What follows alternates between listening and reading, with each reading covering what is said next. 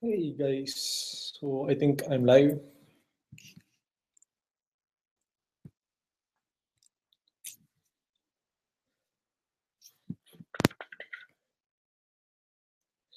Okay guys, so let's get started with the EC Hangout. So we'll wait for a couple of minutes for the other hosts to join in. So in the meantime, you could just ask any questions that you have in the comments below. So I'm in the side.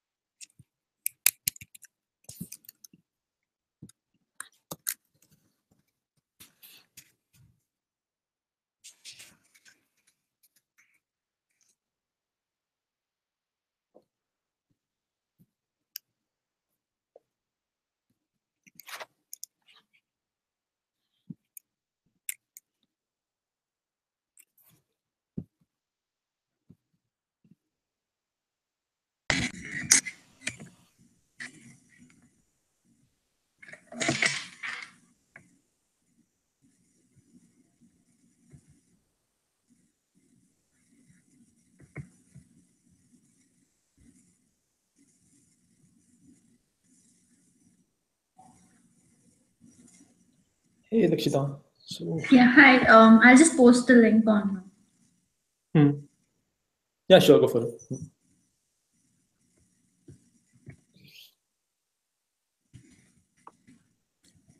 Yeah, let me just check with Srikanth if he's available.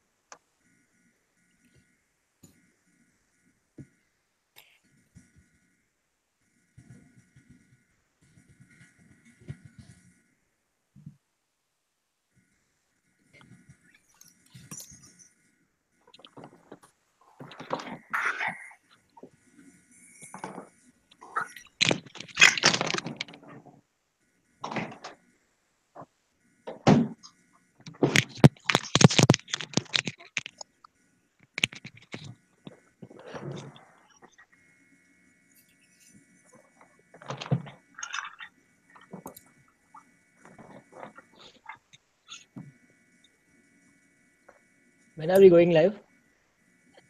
We are live actually. Oh, super. Yeah, so I'm just waiting for Srikanth so we can start. Did you check with him?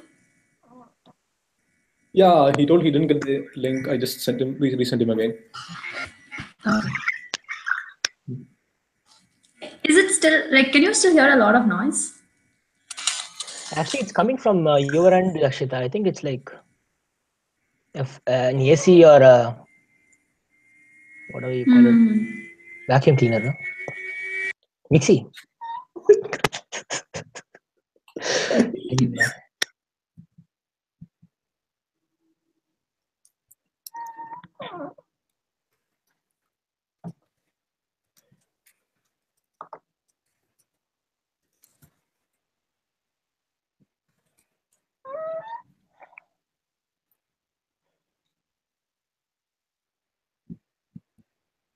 Yeah, give me a minute. Yeah, it looks like Srikanth has some problem understanding you there.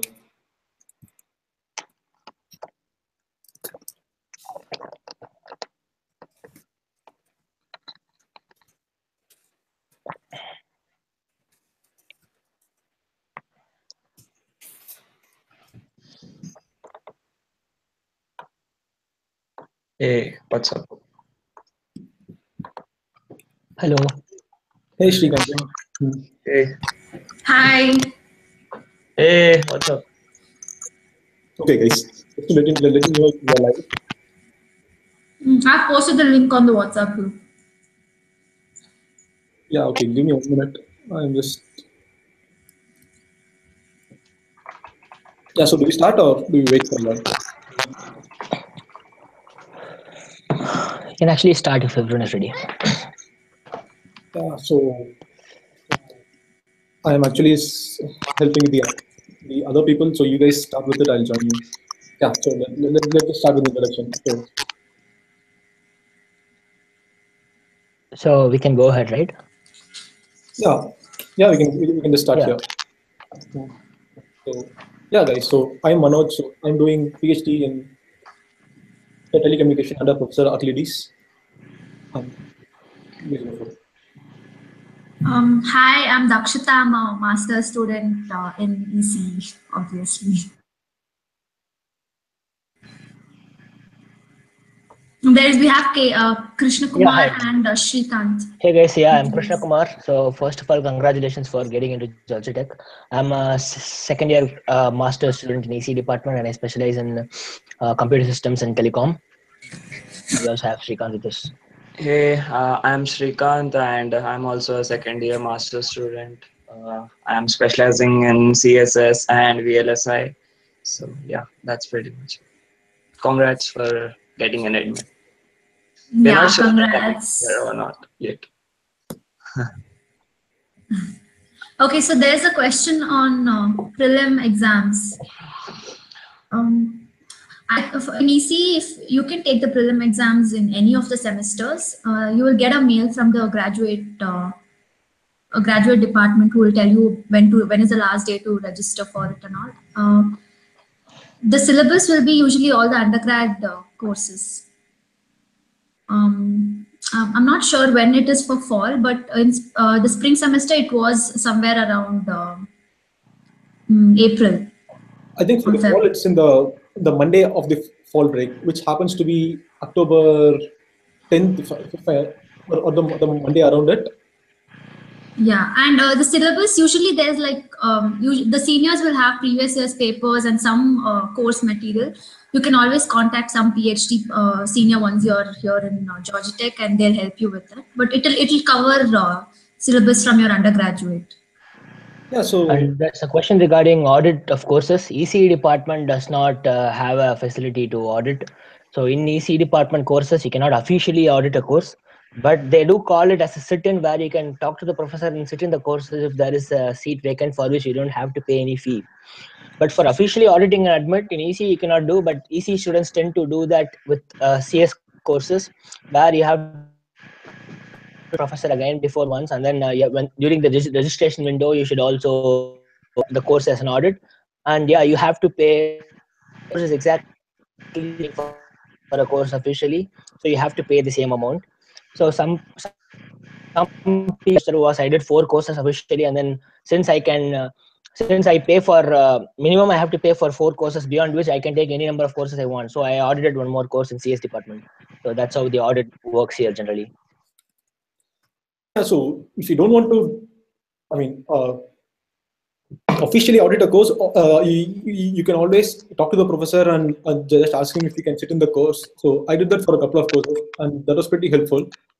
So if you don't want to, if you can't audit a course officially for any reason, you can always do that. So that, that's always a good option. Yeah. So moving on, RATA chances in the EC in the first sem, or should we prefer knowing the pros first and then trying spring? Okay, yeah. Uh, Yeah. So it actually varies a lot I between. think I think getting a TA and RA is quite hard in EC, but you can just try mailing the professors. Usually they will prefer someone who they kind of know. So probably if you've taken their course or done a special problem with them in one semester, then the possibility of getting a TA or RA in the next semester is quite high. But just getting it in fall, like as soon as you come in, that might be quite hard, but never mind, you can just keep mailing professors who you think you're interested in working with them, and find out if they have any positions and they can offer you a TA or an RA. But I haven't really seen people getting such chances in their first semester in ECE basically. Yeah, so uh, can you give some inputs regarding the statistical ML course offered by Professor Davenport? I don't think any of us. Krishna Kumar, did you take it? My my friends have taken that course. It is a very nice course, but compared to the CS machine learning course, it is a little theoretical. Like the CS course will have more of projects and all that, and even the ECE StatML course does have projects, but it is a lot of derivations and theories, formulas and all that. But I heard that it is a very useful course, and Professor Davenport is very well known. So if you are planning to major in DSP, then statistical ML is one course that it might be very useful for you to take. So there is a question regarding CSS and VLSI. I think Srikanth will be able to address that perfectly. Yeah, so he says that I've heard AVLS and ACE in the same semester causes heavy workload, and that is right. But a lot of us have done that, and it's pretty sure that VLSI is something which is like a lecture plus a project is involved. But then I guess the professor this time is different. I think it's Arijit who is taking it. So yeah, it is heavy, but it's not impossible. People have done it. A lot of people have done it, and couple them with simpler courses so that you'll be able to do it. So it's fine. Yeah, if you can manage. I mean, it's not super difficult, but yeah, it will be heavy. But then Georgia Tech will be heavy in general, so it's. Yeah, I think that's a question on, is it common for students to drop courses that they don't want to end up taking before the registration date ends? So we can take the slot.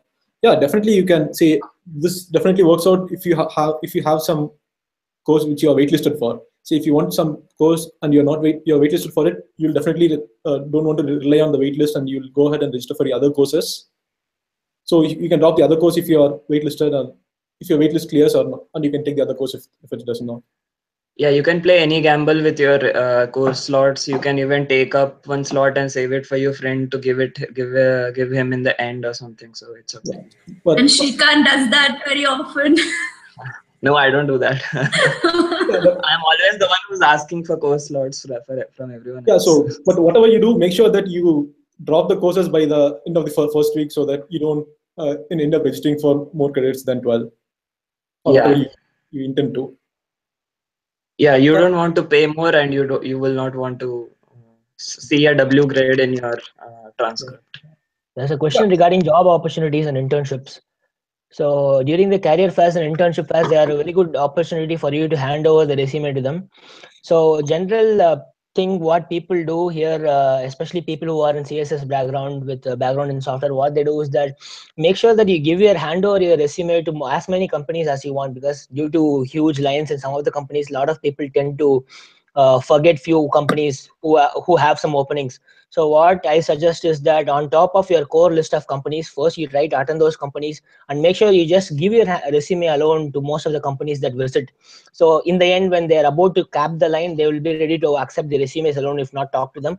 Even during those cases, if you can make sure you give your resumes to the representative there, if there are any openings, they will be reaching out to you immediately. On top of the internships and career fairs, from my personal experience, I've seen a lot of people getting jobs in our internships from LinkedIn and other off-campus facilities and job portals more often than they get from career fairs and internship fairs. So build your LinkedIn profile, start your LinkedIn profiles right away if you have not yet created one. Try to build your profile in that well enough, and you upload your resume once in a while, and then apply to as many positions as you would like to do, and then you contact various recruiters directly using LinkedIn or email, and then make sure that you are in the loop for them to see your resume. That is the best option you have. Other than that, yeah, internships and career fairs are in general pretty useful. A lot of people do get, and on top of these fairs, once in a while, once in a week or once in 2 weeks, companies come and have information sessions where they talk about their company and what they do and the openings they have. during those scenarios as well, you can hand your resumes to them. On top of them, and people who enter the loop through these information sessions are considered as well. So all in all, the opportunities are endless here, but it's up to you. It's up to you to use as many portals as you can and try to apply for them as early as possible, and then try to get into One the thing loop.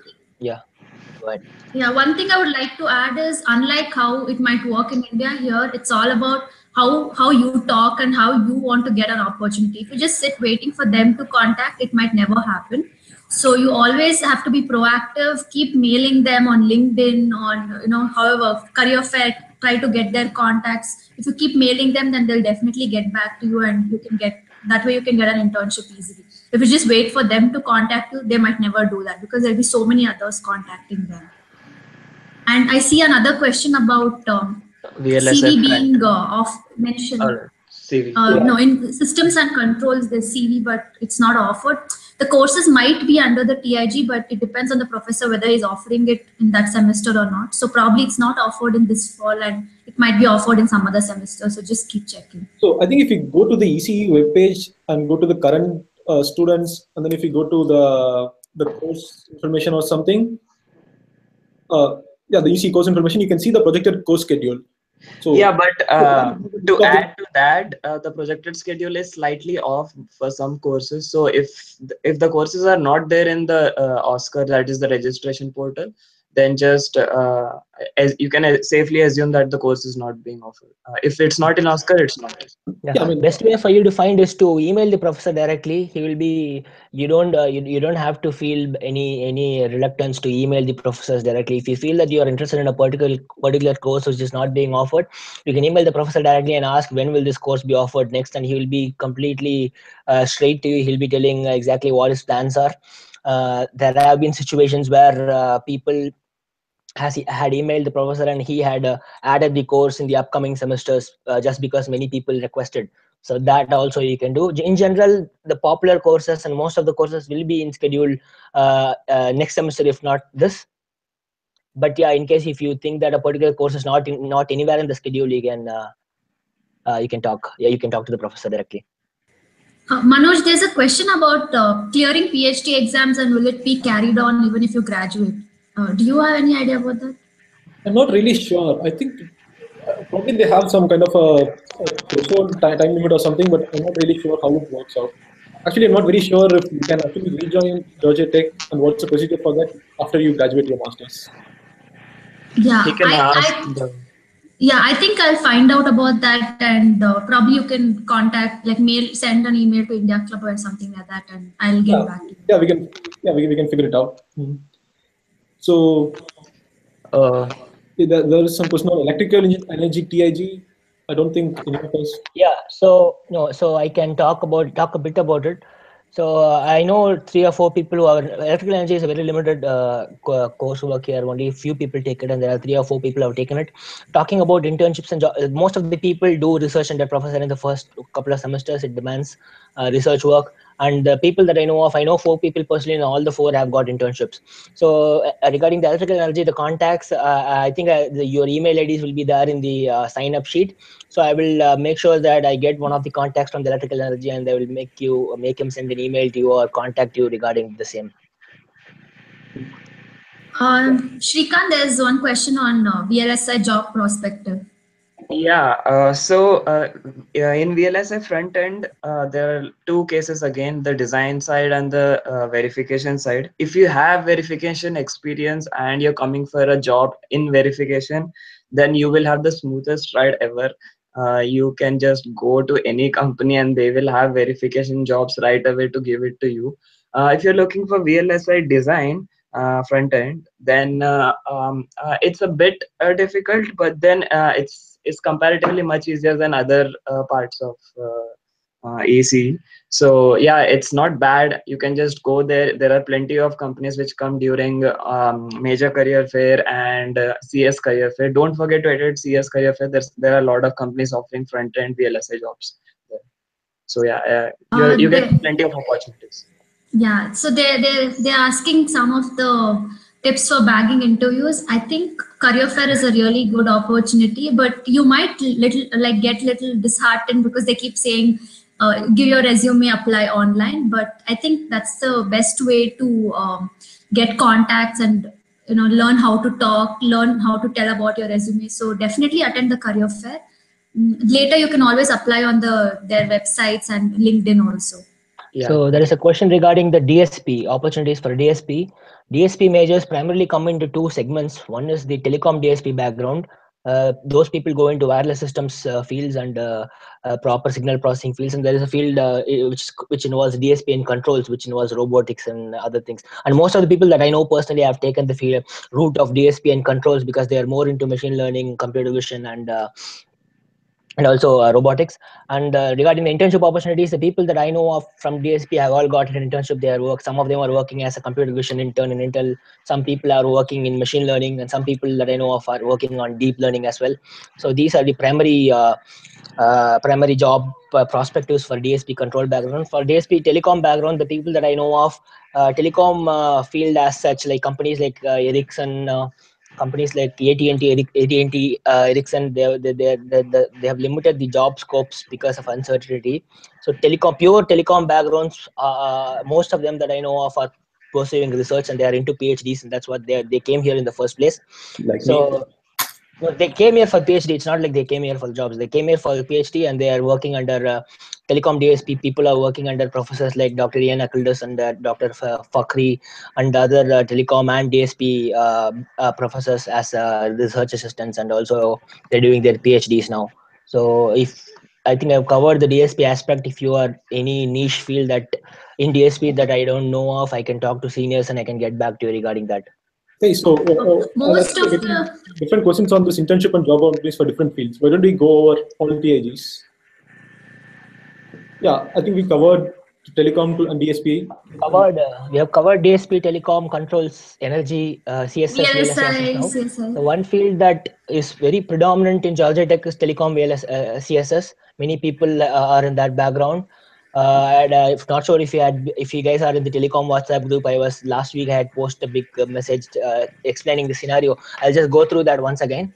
So telecom CSS background people tend to take courses like wireless networks, computer network security, and distributed systems, operating systems, and so on. So some people do special problem as well. And there is a course called Internet Architecture, which is basically network algorithmics.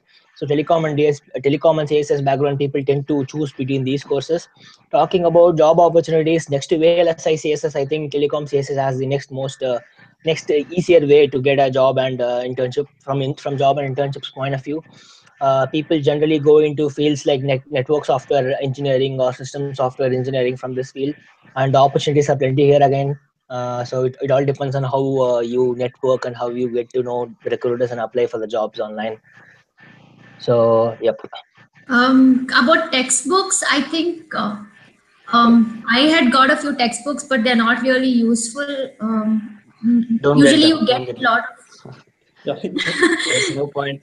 There's no yeah, point in yeah, there is getting no point in textbooks textbooks. here, I guess. you don't use textbooks. Usually the professors will give you the lecture videos or lecture notes, and you can Google whatever you need extra. Textbooks are not very useful. Even if you get, you'll never even open them.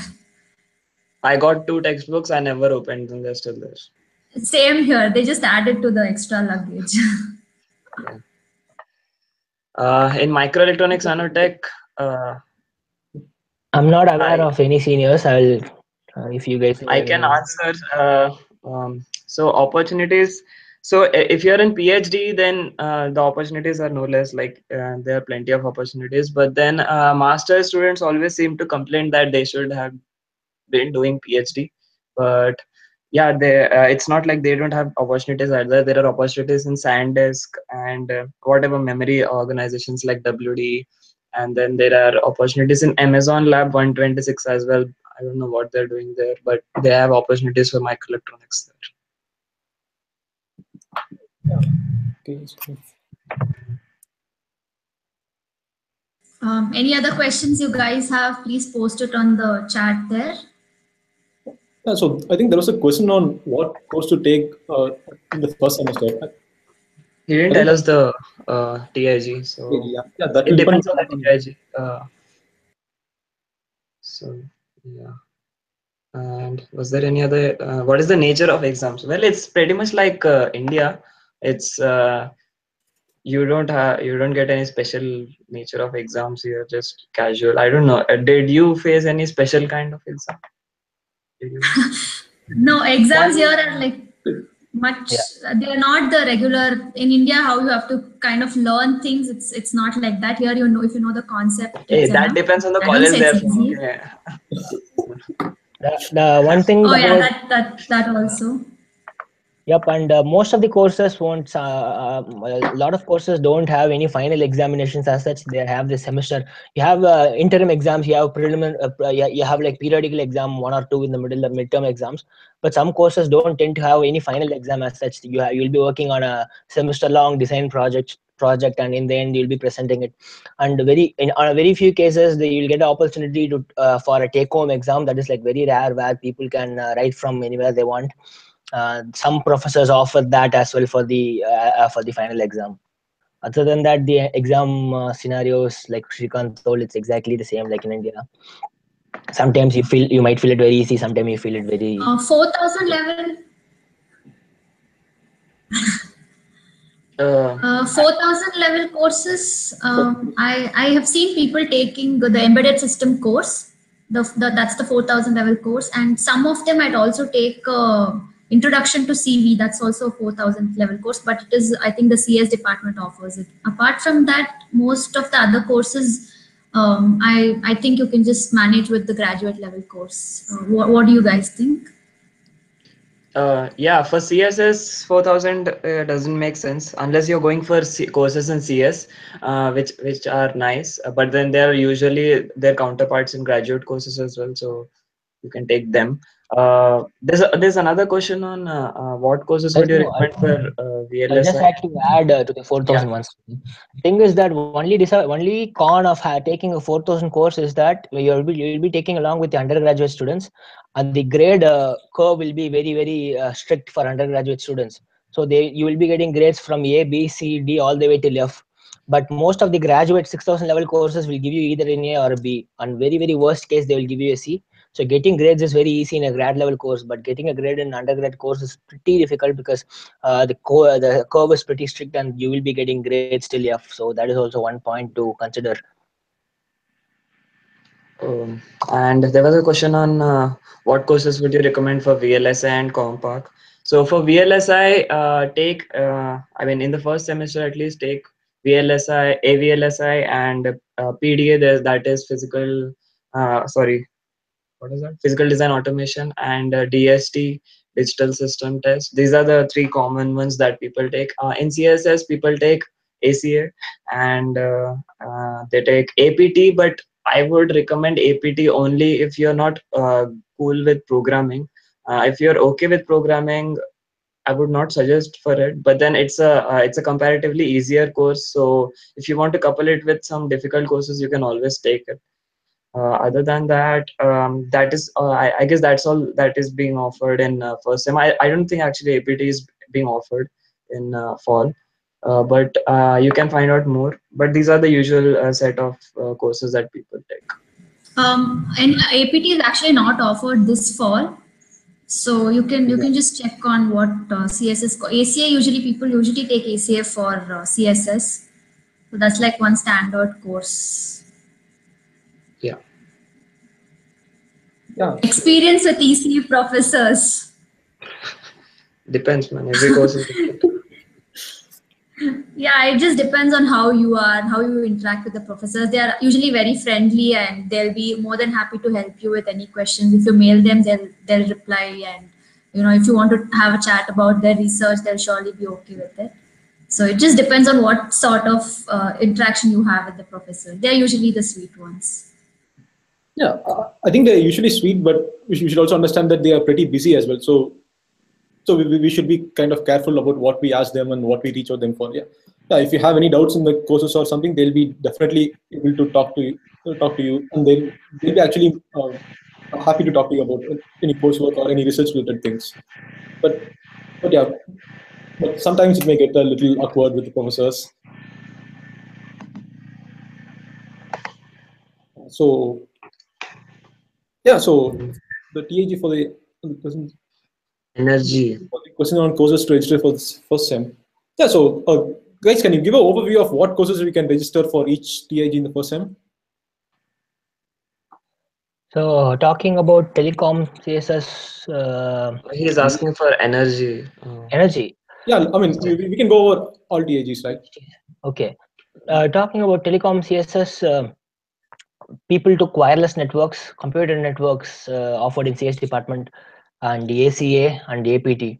It was a very easy semester for most of the people because, like Srikanth already told, APT is like most of these four courses are pretty light, and ACA depends on the professor under whom you take. There are 3 or 4 professors who offer, so it all depends on which professor is offering ACA. When I joined, 2 different professors offered, and we felt that the people who took ACA under Milos was found it way more easier than people who took it under Tushar Krishna. So that is there. But people under CSS generally, I mean, telecom CSS generally take these 4 courses in the first semester. But if you are good in programming, I strongly recommend you guys to take AOS in the first semester, because anyway you'll end up taking AOS down the lane. And I think getting it done in the first semester will help you enhance your opportunities as well, and also to take even better courses in the next semester. So taking AOS in the first semester might help if you are in telecom CSS background. And energy, I'm not sure because none of us are in energy background. I will make sure that I will get in touch with one of the seniors that I know, so that they will tell you about the course work uh, in uh, in energy. Sukumar, can you also talk about DSP? Before that, I'm not. I think a lot of them had contacted me asking about how to choose professors if two professors are taking the same course. So I think KKR took a course under Milos, and Shrikant took a course under Qureshi, Professor Qureshi. These two are offering ACA. So probably you can tell about how to choose. It's simple for me. Go for Qureshi, no doubts. But then I'm a fan of Qureshi, so I would say that he has a different style of teaching it. Like he doesn't go through the slides and teach you one slide each slide by slide. He has a style of the brainstorming in the class where he sits and tries to get the answer from the student until the student actually answers. So it's quite different, and I would strongly recommend Yeah. taking Qureshi, but he is quite strict as well, so be prepared for So talking about ACA, like he told, Milos was everything that he told that Qureshi doesn't do. Milos does exactly the same. He goes through the slides. His exams are pretty easy. It's pretty easy, and he gives the final exam as a take-home exam. So in the end, ACA was completely very easy for us. But talking about knowledge, from the knowledge point of view, the overall class engagement and the knowledge that he gains point of view, it all depends on. I think like he told, Qureshi's class would have been way better than the students who did it under Milos. So in general, when you talk about other courses offered by 2 different professors, the best way to find who's more suited for you is to talk to the seniors. And some and cases you probably attend the first class. You can attend both the classes maybe, yeah, and that is just also go. there. And one more thing that you have to see is the clash of classes, because I was forced to do under Milos because wireless networks was clashing with Tushar Krishna. Sorry. So that is one thing that you have to see, because most of the times the course you want will be clashing with the course with other courses in Georgia Tech here. So on that cases, you'll be forced to take one professor over the other. So you have to look into these aspects first before researching into which professor's course will give you more knowledge or will be more effective. So that is also one thing that you have to look into. Um, About DSP, the courses that we took. Yeah, Shrikant, you had something to tell? no, I was gonna go for the question. I forgot that we were discussing all the TIUs. Oh, okay. Carry Talking about DSP, I am not exactly sure what people took, but they did take computer vision in the first semester, I think. Yeah, And so as if you far are as I from, know, I think they take like the ADSP. I'm not sure if it's offered this semester. The other things are like some. ADSP under Professor Romberg is very popular, and I yeah, think it's a one of very the good popular. course for Yeah, people who definitely. want to do DSP. Romberg is very good. Yes. Mhm. And if you are from controls background, I think people took linear control systems, optimal control systems. They also took computer vision, if I'm not wrong, and one more course. What I would recommend is I will get in touch with other people and try to give you guys with the contact with DSP control senior and also energy senior, so that you can talk to them through email or through WhatsApp and get your done. And also one more thing that I would like to recommend you guys is that you'll be able to register for the courses only after coming here, like 3 or 4 or 5 days after coming here. So you guys can come here and attend the ICGD's introduction orientation, and after that also we can try, because last year when I came, ICGD arranged for one senior in each department. There was a small meeting before the registration. For example, for telecom and CSS, telecom background, Manoj was there. He went through like 10 or 15 of us, and he through all the courses that are available for us, and what all we can take and what all we probably should not consider this semester. So we can arrange for such things as well once you guys come here. So that is also one thing that is important. Yeah, we have the grad orientation, so that time all the details will be there, and yeah, we can always arrange for some senior to meet up with you people and discuss about it if that makes it easy. Talking about special topics, Yeah. yeah, go ahead. I would not say that they are meant only for PhD aspirants. In fact, 6 out of the 8 courses that I did at Georgia Tech were special topics, and it's quite good that if you can take special topics, because they concentrate a lot on a single topic and they go in a lot of depth. So if you're looking, I mean, if you're sure about things on what to do at Georgia Tech, go for special topics only. If you can satisfy your requirements with special topics, go for them. If you're not sure about what to do, or if you're not confident with topics, then you can go for normal courses initially, and then in the second semester you can go for special topics. But they're definitely not only for PhD. I'm a master's student, and I did most of my courses are special topics.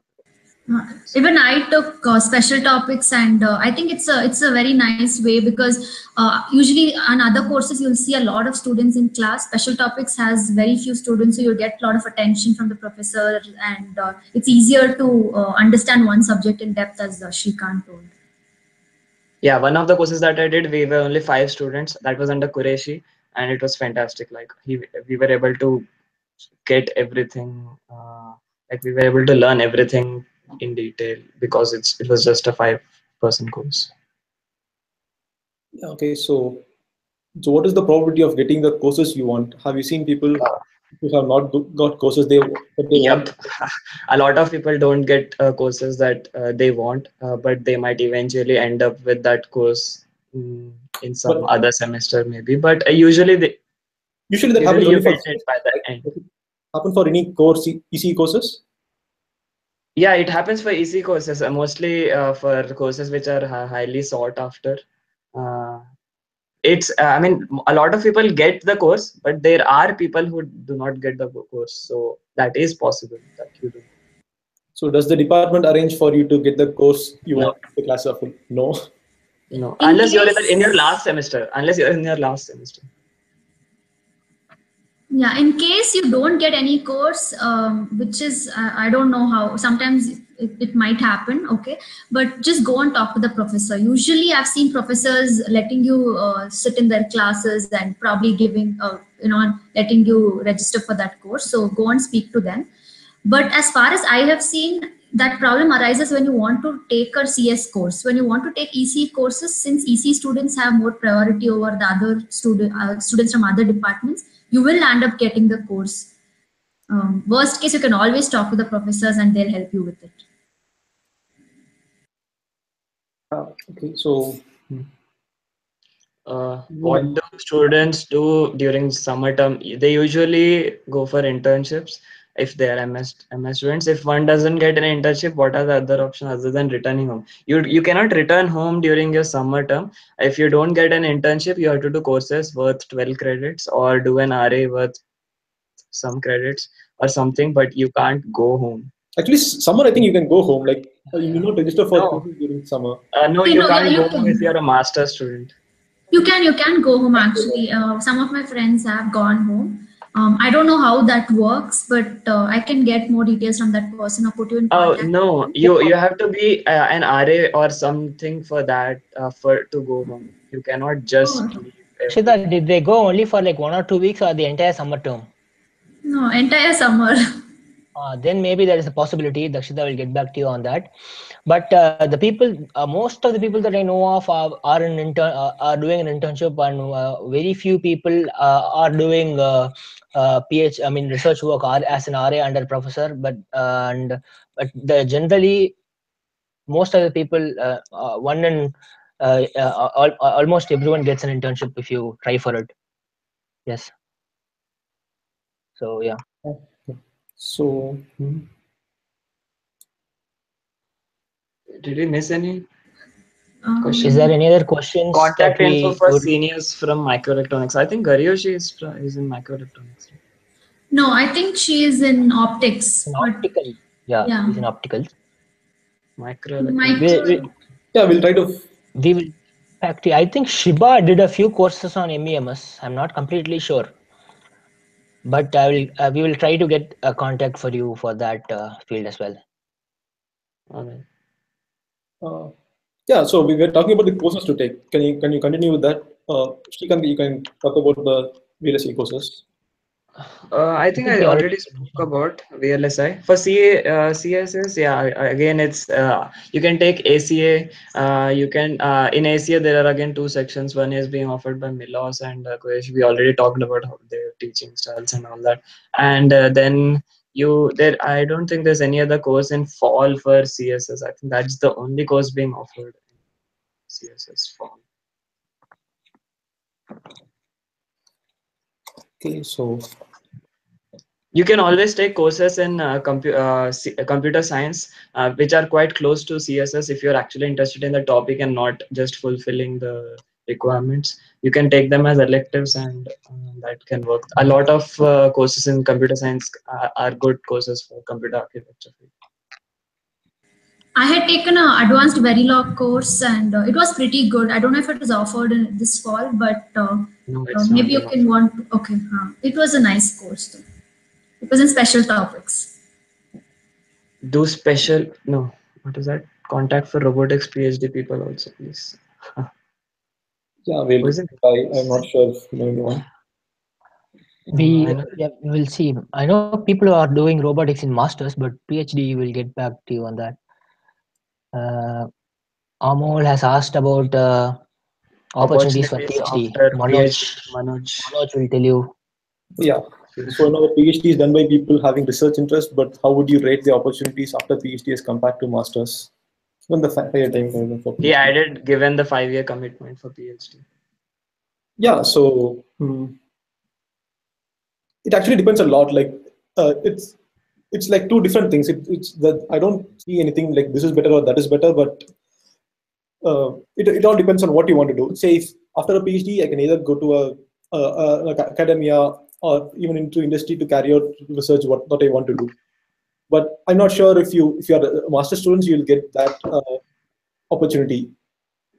So that is the one main thing. So if you are asking me if it's like say, will you earn more after if I get a PhD? So compared to the thing that takes like PhD takes 5 more years than you complete masters. So given that masters plus 5 year of work experience or versus a PhD and the salary you get, it might be a little comparable, but PhD should be a little low. So if you are just asking about what salary if I can get after a PhD, it's definitely less. But there are uh, other things that you get out of PhD, like you get to work on what you want. You have a lot of flexibility, and as my manager used to tell, but still you're not PhD, so that tag is always there. So yeah, we can move on to the next question. Do special topic courses cover TAG requirements? No. Actually, special topic, I think we are confusing between two things. So the one is the special topics and the special problems. So special topic courses are some niche topics which professors offer courses for. So I think that will count under TAG requirements. But the special problems which you work research under professor, I think that will count only as a elective requirement. That doesn't come under any TIG. Yes. One of the question is it advisable to take special topics problems in the first sem itself? Yes, if you're confident, you can take special problem anytime, and special topics only if they're offered. So go for it if you want to take them. It's nothing Taking a like you. special problem in the first semester will help you in a lot of ways, because if you're ultimately planning to do a PhD, or if you're ultimately planning to get an RA under one professor, it will help you to impress him in the first semester. So a lot of people do take special problem in the first semester. Other than this, like he told, you can take special problem anytime you want. I did it in my second semester. So there are people who have done it in the third semester as well. So it's completely flexible. And Rakshita, they're you have asking something? if it is, yeah, if it's easy to get a RA. I mean, it's easy to take a special problem compared to RA. Yeah, Yeah, it yeah, is easier because RA they have to fund you, but special problem is just like another you are course. funding And them. Yeah, it's more like Srikanth told, you are funding the professor. It's like free resource along with the funding. So hardly any professor will say no. But there are a few professors in VLSI who are the most sought after professors. Those professors tend to not give you a special problem. But other than that, most of the professors you will get the special problem that you want. So that must not be a concern. And on the special problems, there is another question: can people without any research experience take up a special problem? Yeah, I think that is the whole point of a special problem. Like you get to know what research is and how to go about it.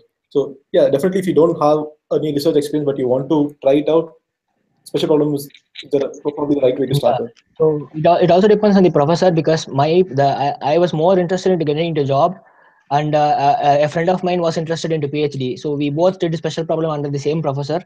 The topic he gave for him was completely research oriented, which you won't find anywhere else in the industry. The topic that he gave me was completely industry oriented. The kind of tools that I will use, kind of work that I will do, was completely industry oriented. What many companies are actually working on. So if you can talk to your professor and let him know what exactly you are trying to get out of the special problem, he will definitely find a way for you to work on particular field that you are really interested in. I think there's a there's a About the question question, on, yeah, raised. go on. computer science courses, you can take the computer science courses, but you'll have to wait for the clearance from them. There is something called major restriction, and you can register for computer science courses only after that date. You can find that date by searching. I'll put the link. So I just posted. Oh, you cannot. I don't think Not that send the is. links in For the. some reason, you cannot post the links. Maybe you can try and comment it Yeah. in the comment section below if that is open. Yeah, I did post it. Just put www in front. So Uh, yeah, you can go there and you can see the registration dates there, and yeah, that after that date you'll be able to register for computer science, which is kind of like about 4 or 5 days after the actual registration starts. One thing I want to add to that is if you want to take the 4000 level courses, then you need a special permit. You have to ask the grad office for a permit. And once they approve it, only then you can take the undergraduate courses for ECE. Is it easy to get the 4,000 approval? I heard that it was difficult. For whatever, I haven't taken a 4000 level courses, but whenever I've asked for approval, they have approved it within maybe like 24 hours or something like that. So if the registration is ending in a day, make sure you ask for permit if you really want that course. it depends on the popularity of that course as well, because I was trying to do an audit of a 4000 level course in CS department, and it was turned down because too many undergraduates actually need that course to be taken in their curriculum. So very on a very few cases that will be turned down, but most of the times they will approve. Yeah, for ECE, at least I've seen most of us who asked for permit got the permit. So I'm not sure what CS.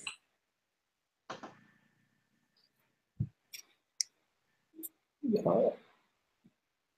If there's no more questions.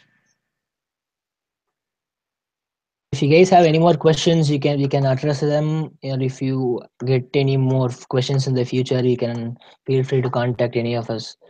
And meanwhile, we'll try to get you seniors in the field of robotics PhD, electrical energy, DSP, and controls, I believe. So we will try to find you contacts for those fields.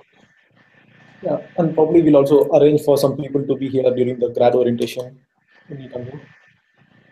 Will previous relevant work experience be considered by companies while There trying is to a enter question on. jobs? Yeah.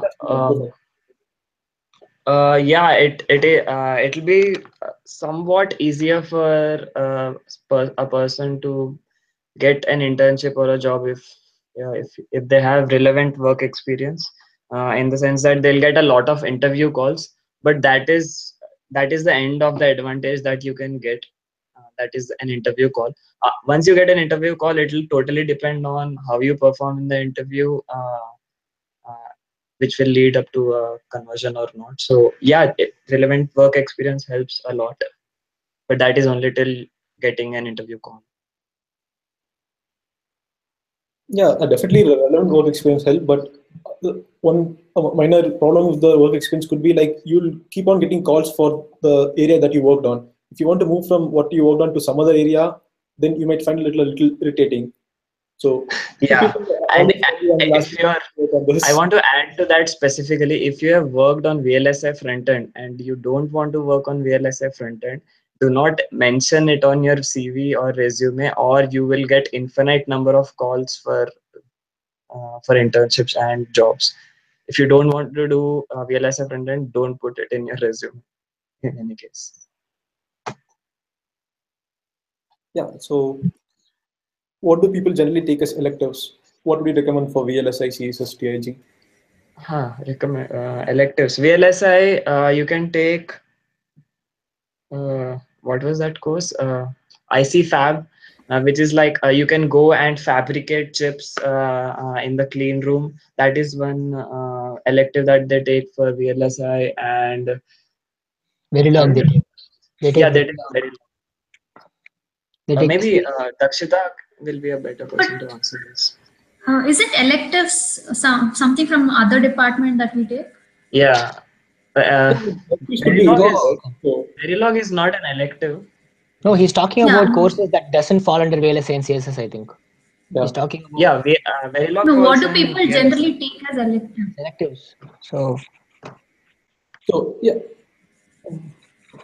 For electives, I think the CS courses that you'll take will be counted as electives. So there are a lot of CS courses. yeah, I think Shrikant, you took one, right? Micro architecture. That is No, a yeah, for CSS, there are lots in computer science. There's Advanced Microarchitecture, which is CS 7290 by Haesun Kim, but you can take that only after doing ACA or parallelly with ACA. And then there is Advanced Operating Systems. Take compilers, take high performance parallel computing. There are like unending number of fields for CSS. a few For yeah. people, VLS, a few people take computer networks as well from VLSI, CSS yeah, background. computer networks, so yeah. I So, think And I think AOS is very good. AOS is popular, yes. Yeah. The yep, special all three of problem, us took if KOS. you take a special problem, that will come under electives anyway. That is also there. yeah, and also like to make So it clear that electives need not be any different from your TAGs. Say if you want to take all courses from two TAGs, you can take all courses from like two TAGs and put some of them on the electives as well. So electives need not be any Actually, I think different. two if courses you're you totally interested in one TIG, you can take up to 8 courses out of the 10 courses that you will be doing at Georgia Tech. You you can can up to take eight. 8 courses from your TIG if you're interested. So 8 in TAG and 2 in the other TAG within ECE. Yeah, Yeah, and you'll be done. Yep. and it all depends on how you want to whether you want to concentrate on something or you want to spread out and to test Yeah. try out other areas. It totally depends on you. Yeah. Okay. Okay, guys. So let us know if you have any more questions. Otherwise, probably we can stop the hangout here. All right. Okay, we'll give like 2-3 minutes to them if in case anyone is typing or something. So If any question pops up later in your mind, you can always mail us or message us on Facebook. Contact any one of us, and we'll be more than happy to help you. any feedback on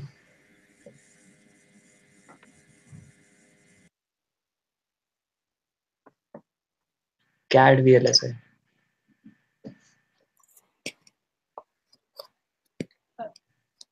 believe CAD for VLSI was not offered, Yeah. wasn't it? If you're gonna take CAD VLSI, you might expect me in the classroom as well. That's all I Yeah, can say. it was not offered over the past 2 semesters.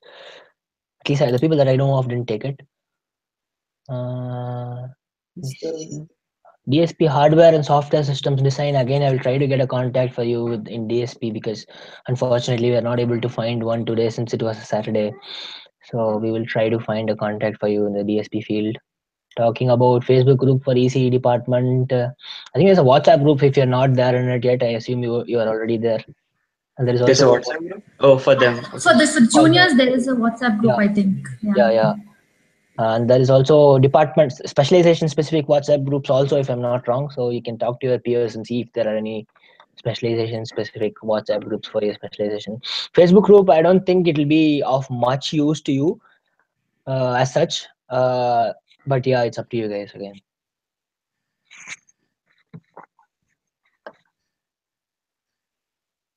You can ask general questions as well, if not easy, just because there's more time. We can tell you where you get the best coffee in. It's a secret. Yeah, if you go to Starbucks, you'll always see No, Shrikant that's there. not the best. He's like the most That's dedicated Starbucks customer. is no way the best. If you want best coffee, you have to go to Java World and CS department building. I think that's where I like it the I most. prefer I prefer Quad Cafe. Okay. That coffee is much better. Qual Cafe is in the which building was it? I forgot. The, near the BioQuad. Okay. Yeah, the BioQuad. Yeah. That's where the ICGT event happened last time, right? Yeah. Yeah, the last event. Yeah. Yeah. Okay. Okay, guys. So I think it's time we can probably wrap up now. All right. Bye, guys. All the Thank you guys. best. Good Bye. All the luck. best. Looking forward to see you here. Hopefully. Bye. Bye. Yeah, Bye. bye.